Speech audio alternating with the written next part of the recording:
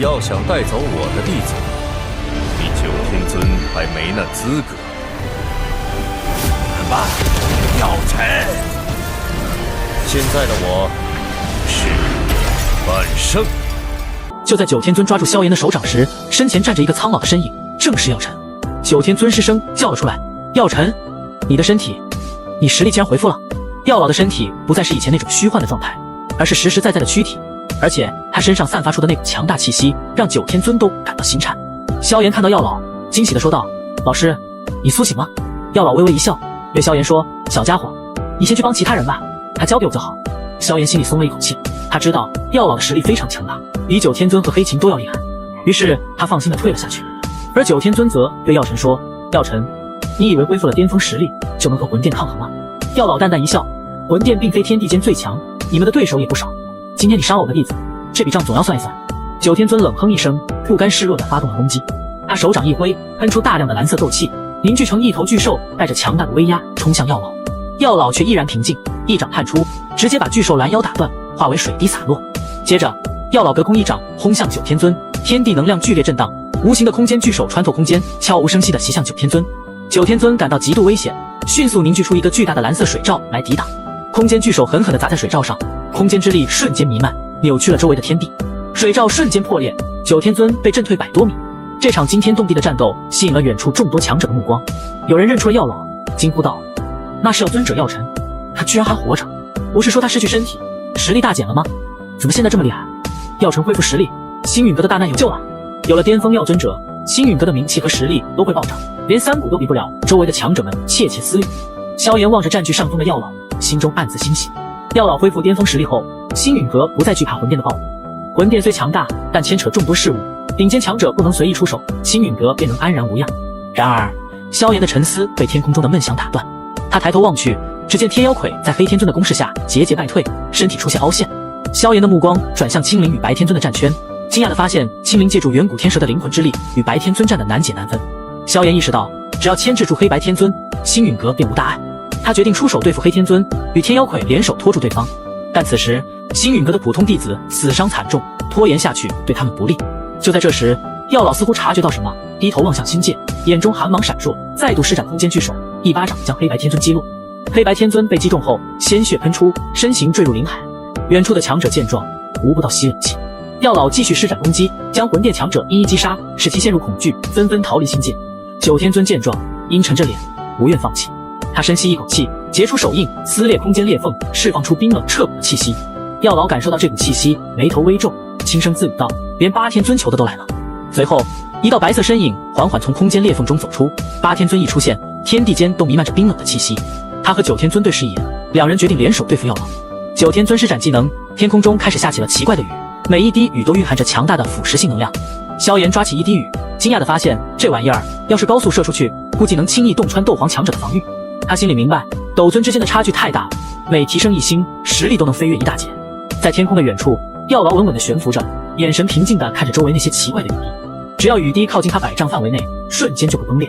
这时候，不管是星陨阁的弟子，还是远处的强者，眼睛都盯着天空，都知道魂殿的两位大人物要放大招了。九天尊手里的印诀快速变换，突然大喝一声明。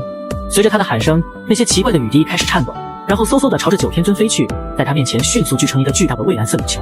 这个雨球又大又恐怖，能量波动让周围的人都吓得脸色发白。要是这玩意儿爆炸，估计这片山脉都得被夷为平地。就在雨球成型的时候，八天尊也深吸一口气，抬起手对着雨球，一股森白色的极寒之气从他掌心喷出来，全部附在雨球上。很快，雨球被冻成了一个巨大的冰球，里面的能量越来越恐怖。两个魂殿顶尖强者联手，这招的威力简直让人不敢想象。远处的强者们看到这个巨大的冰球，还有从里面传出来的恐怖能量波动，都感到灵魂被压得喘不过气来。他们吓得脸色惨白，赶紧往后退。要是这冰球爆炸，他们估计也得跟着完蛋。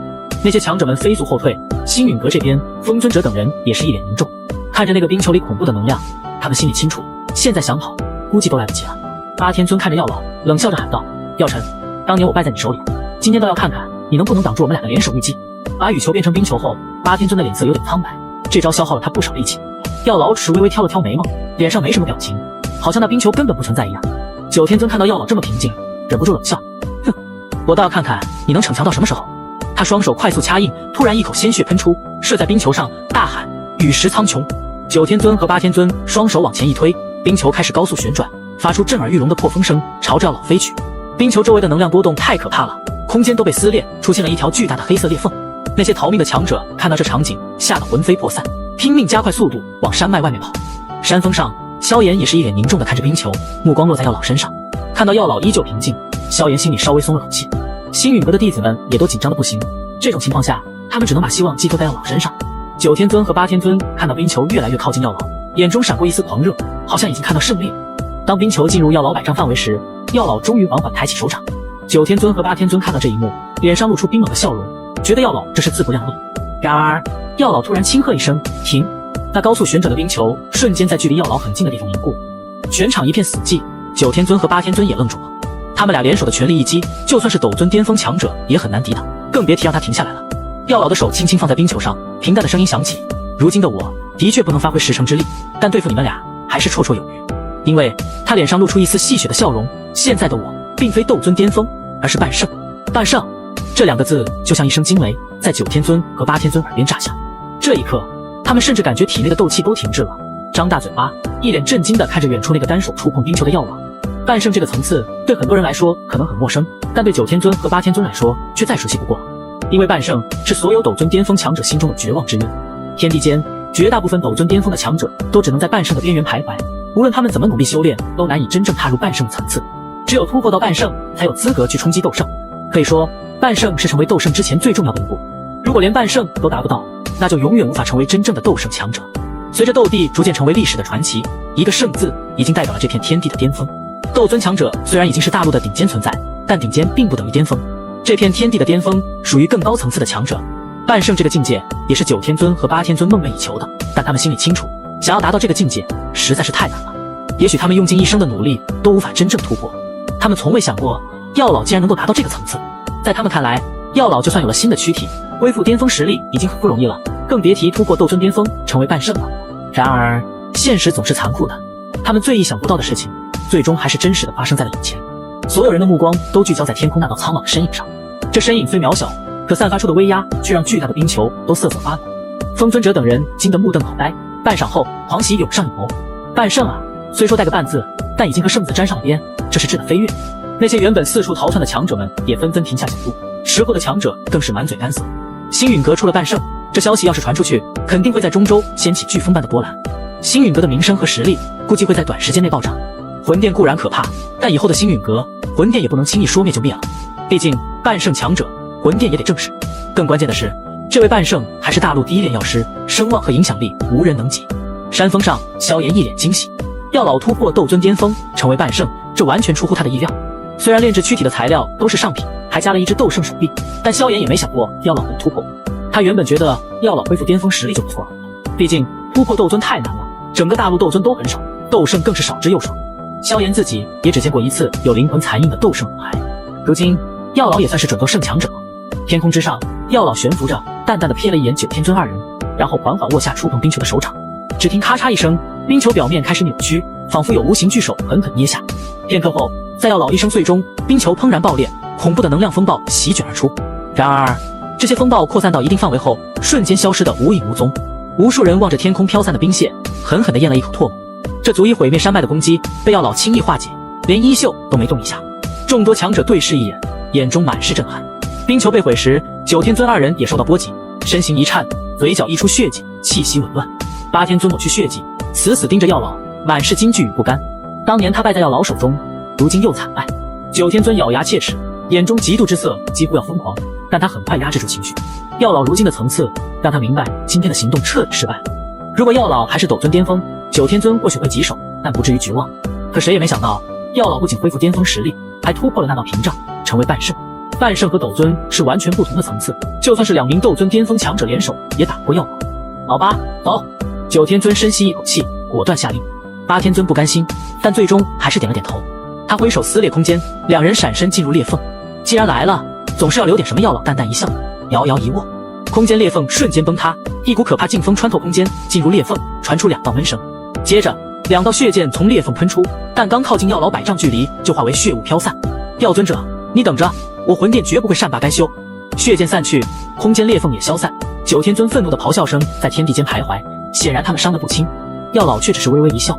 如今他进入半圣，也算是踏足大陆巅峰，或许他可以有个新的称谓了，那就是药圣药尘。药老望着九天尊二人消失的方向，沉默片刻后，才缓缓收回目光，转身落在萧炎身旁，看着星界内狼藉一片，他微微皱眉。虽然成功抵挡了魂殿的灭门行动，但星陨阁弟子也有伤亡。药老轻叹一声，语气中隐隐带着杀意，道：“若非如今刚进入半圣根基部，那两个家伙早就留下来陪葬。”萧炎笑了笑，说道：“老师不必介怀，今天要是没有你出手，星陨阁可真就危险了。”药老欣慰地笑道：“哎，这还得亏了你啊，不然别说达到半圣，恢复巅峰实力都难。”风尊者带着人赶来，远远拱手笑道：“老家伙，恭喜了啊！”药老笑了笑，轻声说：“先吩咐下去收拾残局吧。有了半圣强者坐镇，魂殿应该不会再轻易来犯了。”风尊者点头，有了半圣强者，魂殿也明白，普通强者再来没用了，半圣强者可不是说派来就能派的。风尊者沉吟道：“今天来了不少各方眼线，估计你达到半圣的消息很快就会传遍中州，这倒是个好机会。有了你坐镇，再加上大陆第一炼药师的名头，那些有交情的老怪应该不会再拒绝我们的邀请。”药老微微点头，星陨阁底子薄，阁中能独当一面的强者不多，但药老如今是半圣，还有大陆第一炼药师的头衔，这就是一块药领金字招牌。只要放出风去，肯定会有强者自动前来，到时候星陨阁才能真正强大起来。